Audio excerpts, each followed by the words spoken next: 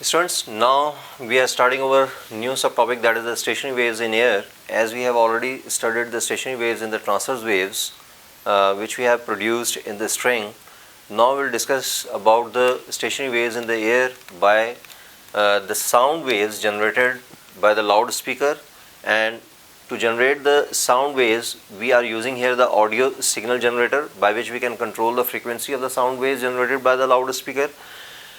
And we are using here the closed pipe. The closed pipe means the one end of this pipe will be open and the other end will be closed, so that's why it is called the closed pipe. And we have another type of the pipe that is called the open pipe. For the open pipe, both ends will be open. Now we'll discuss about the closed pipe whose one end is one end is open and the other end is closed. Now if we generate the sound waves by this loudspeaker of a particular frequency, the sound waves will move in the forward direction, that is called the incident wave. And when the sound waves hit this close end and reflect back towards the loudspeaker, so it is called the reflected wave. And due to the interference between the incident wave and the reflected wave, a resultant wave is generated, and that resultant wave is called the stationary wave because it has a particular shape and the energy cannot be transmitted by the stationary waves.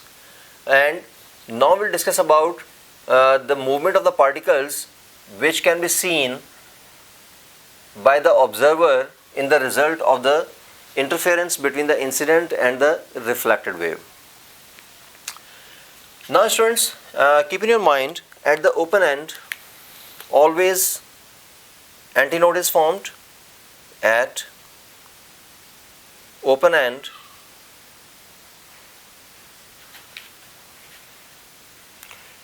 antinode is formed because of the loud sound can be heard, and at the close end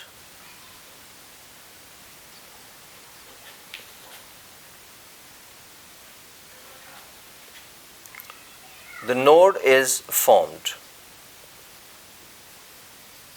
These are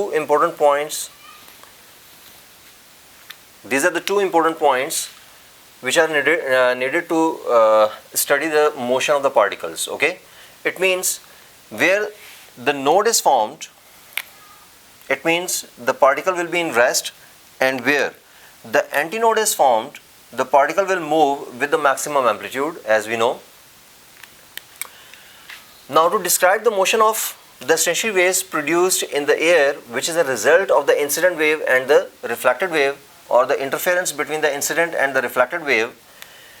So at the open end the particle will move with the maximum amplitude.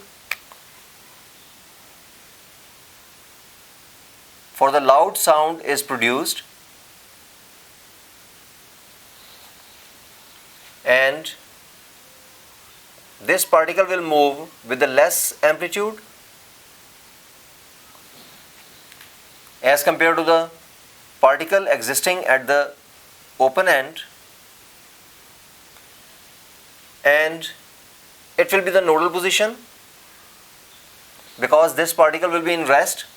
And when we move further in the stationary wave to study the movement of the particles, this particle will also move with the less amplitude, and this particle will move with the maximum amplitude,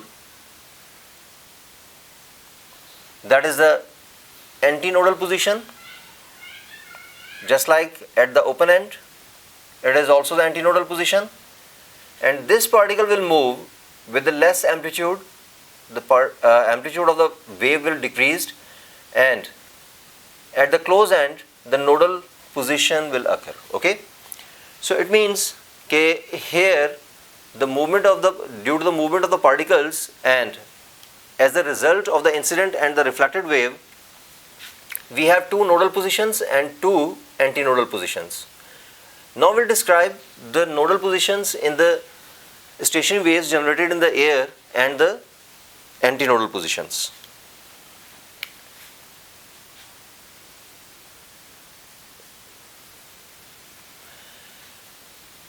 For example, at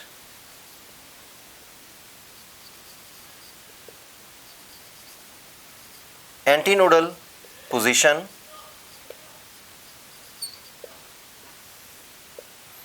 energy is maximum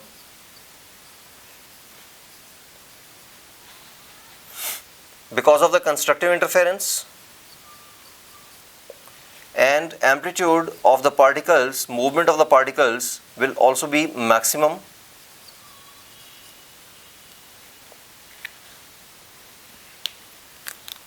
But at the nodal positions,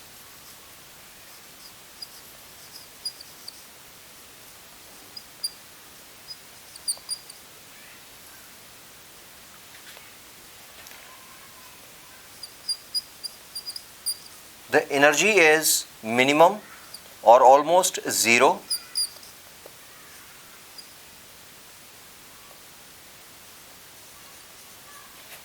and the amplitude will also be minimum or almost zero because of the cancellation of the waves, because antinodal position will form when there is a destructive interference between the incident sound wave and the reflected sound wave, and antinodal position will form when there is a constructive interference between the incident wave and the reflected sound wave.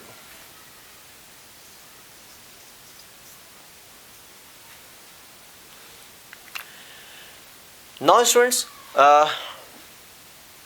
we can show also this pattern of the longitudinal waves, because the sound waves are moving along the tube, along the direction of the tube, along the length of the tube.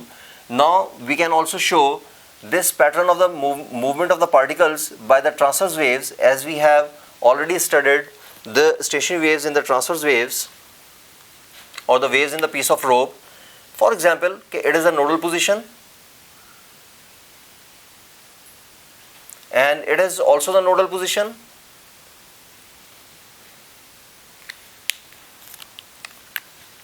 Because of the antinodal position at the open end, we can show it by the maximum amplitude, and because of the nodal position, we can show the zero amplitude or the zero displacement of the particles. And here we have the antinodal position. So the pattern of the wave will be like this. It is the maximum amplitude, it is a zero amplitude,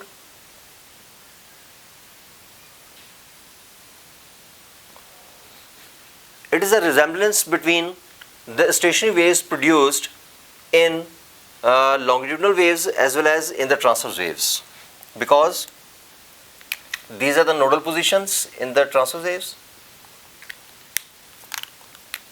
and these are the antinodal positions.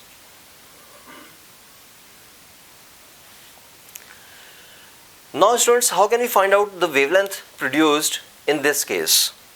For example, if we study the number of loops in this diagram, so we have the 1.5 or 1.5 loops, okay, and we know that the wavelength of one loop is equals to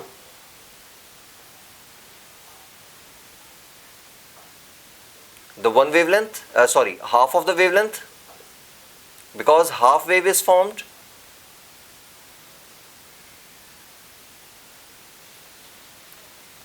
and if we use the half loop, we also know that this half loop has the quarter wavelength. So half plus quarter, it is equals to the lambda by 2 plus lambda by 4 is equals to 4, 2 lambda plus lambda, that is equals to 3 lambda by 2. Now for half of the wavelength, 1.5 of the loop, the wavelength of this wave becomes 3 lambda by 2.